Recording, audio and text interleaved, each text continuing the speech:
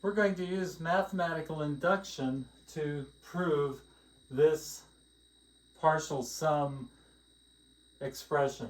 We want to show that if I take my the partial sum of 1 plus 2 plus 3 of the natural numbers, I'm adding them together and I stop at n, that is equal to n times n plus 1 over 2. That's kind of a neat thing. Let's suppose that you were told to add all the numbers between 1 and 100, and you say, well, let's see, 1 plus 2 plus 3 plus dot dot dot, and I get to 100. This is like that Gauss problem that he worked. And you're going to say, well, I could do the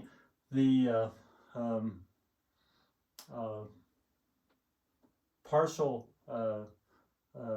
and the partial sum formula, and I could do that. But here's a second formula, a very different formula, and this works too. We have n terms here.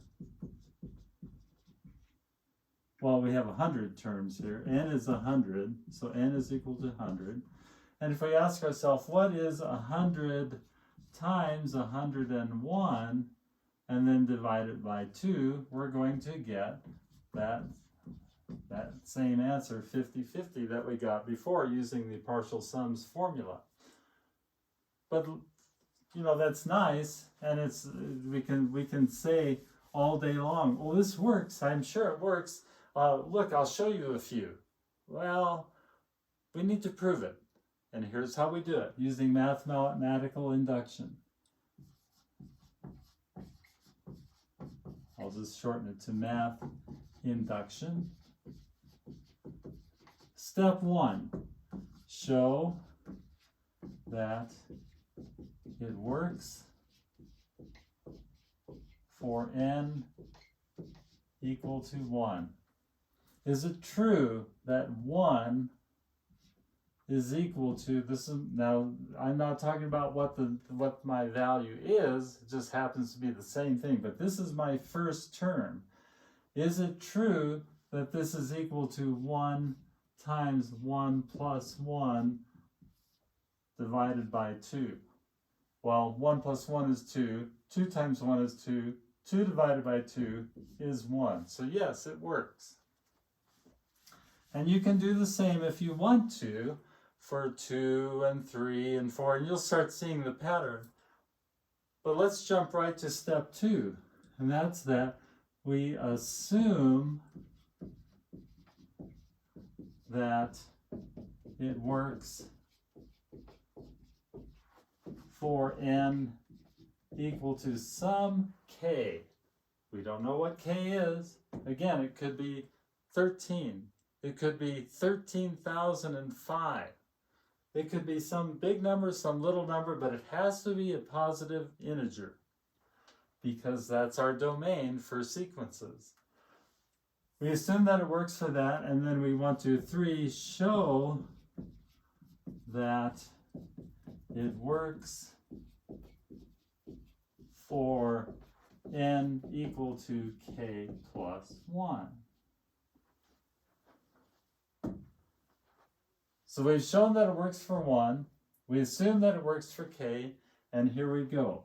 1 plus 2 plus 3 plus 4 plus dot dot dot plus, there's our k, that's where we stopped before, but now we're going on to k plus 1.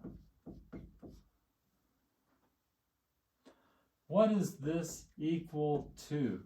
We want it to be equal to this guy with k plus 1 and k plus 1 put into there. We'll get there by doing this. We know what this is. We assumed it. We assumed that 1 plus 2 plus 3 plus 4 all the way up to k is equal to k times k plus 1 all over 2. Basically, put in a k where you see an n because we are assuming that it works for that k. And now we're going to add k plus 1. So k times k plus 1 divided by 2 plus k plus 1 is equal to, well, I have a denominator of 2 here and I don't have a denominator of 2 here. I need that, so I'm going to do that, but of course if I do it on the bottom, I have to do it on the top. So this becomes k times k plus 1 plus k plus 1 times 2 all over 2. I should have put my 2 on this side, but it's okay. Now I'm going to get rid of all the parentheses. That's equal to k times k is k squared. K times 1 is k. 2 times k is 2k.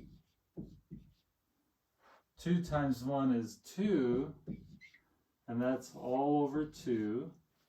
Now I'm going to combine these k terms together, and I get k squared plus 3k plus 2, all divided by 2, equals sign there, equals sign there.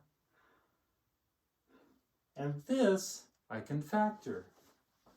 That's equal to k plus 1 times k plus 2 all over 2, which is equal to k plus 1 times, let's put brackets here, k plus 1 plus 1 all over 2. And I've done it. I have shown that it's true for k plus 1.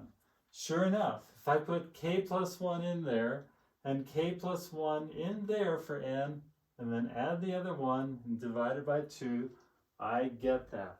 So I have assumed it worked for k. I've shown that it works for k plus 1. We are done.